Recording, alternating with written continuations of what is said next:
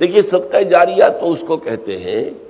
کہ کوئی ایسا کام کہ جس کا ثواب کسی انسان کے فوت ہونے کے بعد بھی مسلسل ملتا رہے اس کو، ورنہ اصل قاعدہ تو یہ ہے کہ موت آ گئی تو اب آپ کا جو ہے وہ جو امتحان کا وقت تھا اور جو کچھ کمائی کرنے کا وقت تھا وہ تو ختم ہو گیا۔ جیسے امتحان میں کہتے ہیں کہ بس سٹاپ رائٹنگ، اب وہ آپ کی رائٹنگ تو ختم ہو گئی۔ البتہ بعض اعمال ایسے ہیں کہ جن کے اثرات بعد میں بھی پھیلتے رہتے ہیں، اچھے اثرات، تو اس کے جو ہے اللہ تعالیٰ کی طرف سے اس کا ثواب بھی اس شخص کے مرنے کے بعد بھی اس کے حساب میں درج ہوتا رہتا ہے۔ بہترین صدقہ جاریہ نیک اولاد ہے۔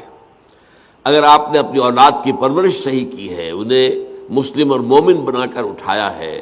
وہ اللہ کے فرما بردار متقی بندے ہیں، تو یہ جو ان کا وجود ہے، ان سے جو بھی نیکی پھیلے گی، ان سے جو آگے تقویٰ پھیلے گا، ان سے جتنا بھی بھلائی کا آگے فروغ ہوگا اس کا ثواب آپ کو ملتا رہے گا۔ تو سب سے بڑا صدقہ جاریہ جو ہے وہ نیک اولاد ہے۔ اب اس کے علاوہ ایک صدقہ جاریہ مثلاً یہ کہ ایک شخص نے ایک دینی جو ہے درسگاہ قائم کر دی، زمین وقف کی، عمارتیں بنائی، دینی درسگاہ، اب یہ درسگاہ جب تک چلے گی اس کے حساب میں جو ہے اس کی نیکیاں جو ہے درج ہوتی رہے گی۔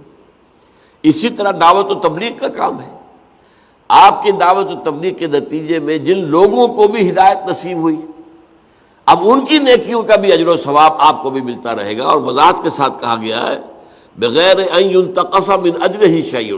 وہ جو نیکی کریں گے ان کے اجر میں کوئی کمی نہیں ہوگی۔ یہ نہیں ہوگا کہ ان کے اجر میں سے جو ہے وہ دعوت اور تبلیغ کرنے والے کو اجر ملے گا، بلکہ یہ کہ اس کا اجر بھرپور اس کو ملے گا، اور اس کو اضافی طور پر جو اس کو ملے گا۔ تو یہ ہے خیر کا کوئی کام غریبوں کے لیے، عوام کے لیے، جیسے پرانے زمانے میں ہوتا تھا کہ پل بنا، چاہ بنا، مدرسہ، تالاب بنا۔ اب اس زمانے میں واٹر سپلائی تو نہیں ہوتی تھی، کہیں کنواں کھود دینا، کہیں راستے پر سبیل ایسی لگا دینا کہ پانی وہاں سے ٹھنڈا جو ہے مسافروں کو ملتی، سارے کام جو ہے یہ صدقہ جاریہ ہے۔ باقی اگر کسی نے کسی کو خون دیا ہے اور وہ نیکی کے ارادے سے دیا ہے تو اس کا اجر و ثواب اسے ملے گا، باقی اس میں آگے اس کے کوئی منتقل ہونے کا میرے خیال میں کوئی معاملہ نہیں ہے۔